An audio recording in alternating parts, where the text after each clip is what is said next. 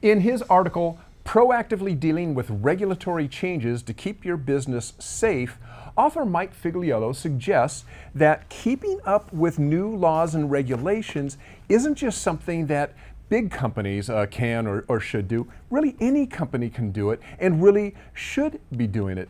I mean, if you think about it, the regulatory landscape changes all the time, well, at least every 2 years. Yeah. And if you don't keep up, you can easily run afoul of the law. I mean, this is really easy to think about. I mean, if you think about wages or labor laws or environmental regulations and the like, which can change just about as fast as politicians change their views. And typically we think of big companies with teams of lawyers. You got Google or Amazon or Ford or whatnot. And we think of those companies and we think, well, sure, these big companies, they've got teams and hundreds of lawyers, that entire law organizations that support them, that keep on top of regulations or help to shepherd regulations, through Congress, through lobbying and so forth, right? And so a small company goes, well, I just got to wait and see where the chips fall, and then, gee, I hope I don't get hurt by that. Figliolo says, no, that's not really what it's about. It doesn't take a lot of effort, even for a small company, to stay informed. Really, it just comes down to, more than anything, maybe just listening to the news. Now and then, I mean, you don't have to be a total news hog. If you just check in with the news now and then, you're going to hear the latest of what's going on in terms of regulations. Also, follow electoral races. Who's going to be in charge? Is it going to be somebody who is let's say, more liberal or more conservative, and do liberal regulations or conservative regulations more align with what's important for your company? Well, you want to know who's going to be coming into office, right? Because that might affect you. Landmark court cases, for instance, can also affect your business.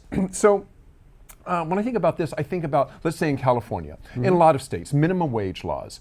So I think too often people go, well, I'll just see if the minimum wage law passes and, well, whatever, I'll just deal with it then. Well, minimum wage laws can have a huge impact, even if you don't have minimum wage workers. So for instance, in California, salaried people are affected by minimum wage laws because California has a law in the books that says the minimum salaried worker has to make at least twice what minimum wage is. So if minimum wage is, let's say, $15 an hour, a salary worker has to be making the equivalent of $30 an hour, which is about 60 grand. Well, if you were in California and a small employer and you didn't know that, and you had some salaried workers making 50 grand, you're going to be caught off guard when this law goes through. So you need to keep on top of stuff like that, because it will affect you, and you don't want to have to be running scrambling at the last minute trying to catch up. Little things like that. You need to stay on top of it. And this is the critical bit. You want to build contingency plans for possible political, legal, and regulatory outcomes. And we say political because a shift, like I said earlier, from a liberal to conservative or vice versa, usually signals that there's going to be regulatory changes as well. If not at the federal level, then certainly at on the state level and even the local level. And this could be laws or rollbacks to existing laws. We've seen both in this administration, for instance. So you want to be one step ahead and at least thinking about contingencies. And one way to step ahead, says Figliolo, is to make your thoughts known. Very often, proposed regulatory changes will have a public comment period. I think that, the FDA is going through several of these right now. So, as a concerned, let's say, medical device producer or somebody who works in the food industry, you might want to leave your comments in that open comment section so that the FDA hears from you. Or maybe there's changes to a local tax or zoning issue. Well, go to city council meetings and let them know what you think. I used to cover city council when I was on the paper here in Chico.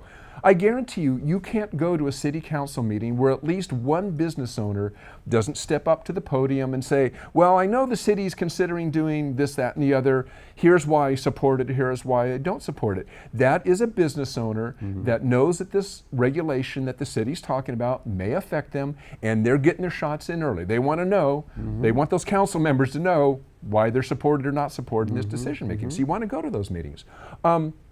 if possible, and this is usually easier for local regulations, let's say, be part of the group that is helping to shape those rules. Local business associations, for instance, industry organizations are another way to help shape regulations. I mean, ASQ.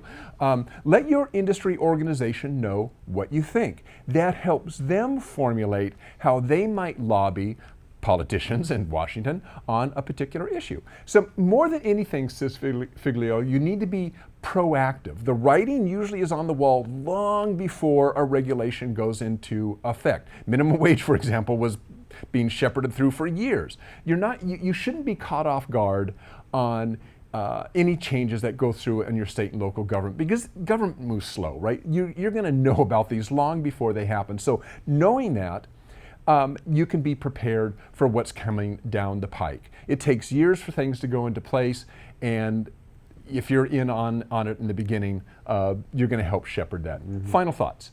Even if you make no changes, almost always there is something to be gained about examining your operations and processes with an eye on how to handle contingencies. Even if these regulations don't go into place, it never hurts to review what you do in a business sense. It's like preparing for an ISO 9001 audit or an FDA audit. There is just value in there's value in preparation. And okay, a final thought. There's usually a good reason behind laws. You may think that a law is wrong-headed, and it may be, but usually the reason for the law is sound. With that in mind, your company addressing the reason behind laws being proposed is usually a good thing. I mean, people don't think about that. They think about, oh, this law sucks, tariffs are awful, or this is awful, or minimum wage is awful. Yeah. And you can disagree with the law, but there's usually a reason why people are looking at these, because there's a pain point somewhere that is trying to be addressed. That may not be the way to address it, but it's there, and it's important for your company to look at, okay, how are we addressing this pain point ourselves? What an excellent article from Figliolo. I mean, he always writes really good articles. He did an excellent job, Dirk, of kind of breaking that down and boiling it down to really the key points of it. I mean, what I took away from that, firstly, is that these things are local. I mean, you say you can really leverage all this politics locally. is local. It's all local. It's all local. And so, I mean, but yeah, the city, even the county stuff, those regulations are the ones you really can impact with a small amount of dedicated citizens. So yeah, that's really important to do. You want to do it nationally if you can too, but the way you really can have impact for you locally is to do it at that level. And the other thing is, to me, this really is just risk management, like you're talking about. I mean, really it's just a SWOT analysis. It's the T element of the SWOT analysis, the threat axis of that, where you're looking at saying, well, this potentially is, you don't even want to maybe call it a threat, but it's potentially something that would change my business model enough that I need to be aware of it. And yet being aware of it's never going to hurt. I mean, you may be aware of it, it may not pass, it may not go through, or it may go through in a modified format, or it may go through later, or you may be able to impact in some way the way that it goes through. So all those things are important to be aware of what's going on. I think it's really just being a good, conscientious business owner, a good citizen, and I think it's important stuff. So good job. Get involved. Good job. Get involved. Good job, Dirk. Good job with that story.